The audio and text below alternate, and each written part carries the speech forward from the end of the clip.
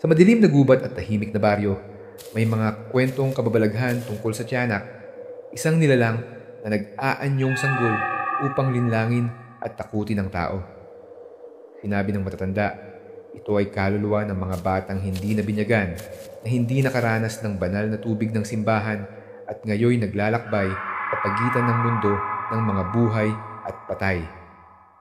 Noong 18 siglo, ang mga unang tala ng tiyanak ay iniulat sa mga baryo sa Visayas at Mindanao kung saan sinasabing naririnig ang iyak ng sanggol sa gitna ng gabi. Iba't ibang bersyon ang umiiral. Sa ilang lugar, nagiging mabangis kapag hinawakan ng hindi angkop na tao, samantalang sa iba, naglalaho lang matapos linlangin ang biktima.